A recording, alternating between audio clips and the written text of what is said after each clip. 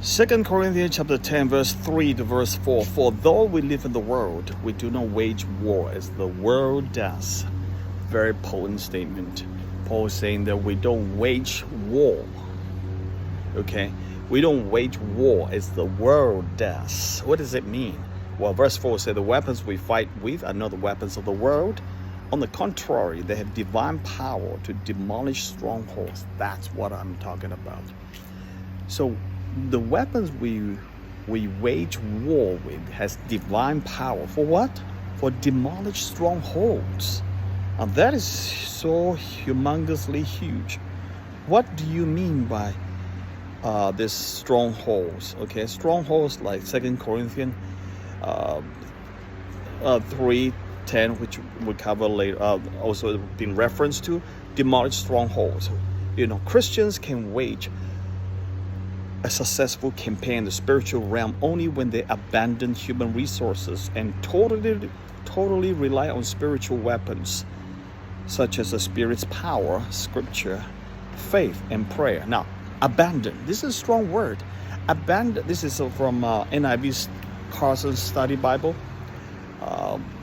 saying that, we don't use the weapons of the world. That means we can only be successful in our spiritual war.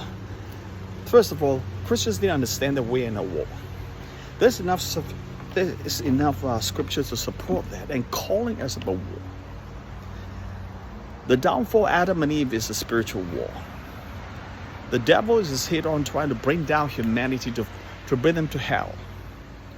And Christ is coming to this world to die for us, to try to bring us to heaven. So that's the biggest epitome, the epic war between the two powers. Interestingly, the second power, i.e. the devil and the satanic powers, they are actually creation of the first power, which is God. How can they clash? Creator and creation. But for the moment, it seems to be a big clash in all through humanity history. By the way, God did not create Satan. Okay, God did not create the devil. God created the angels, and one of the two chief angels called Lucifer, the archangel.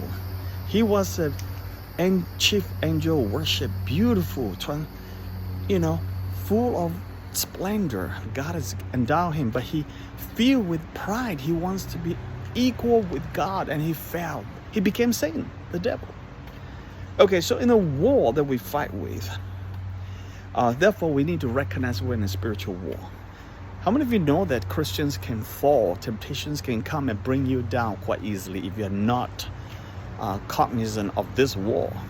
When you are cognizant of this war, spiritual war, that means you will put you on notice that you will walk more cautiously, more conscientiously of what's going in this world, and not just for a laissez-faire kind of an attitude going on in this world. Okay, so first of all, you need to recognize we're in a war. You see, for Paul said, verse 3, 2 Corinthians 10, verse 3, for though we live in the world, we do not wage war as the world does. We need to know we live in the world, we have a war.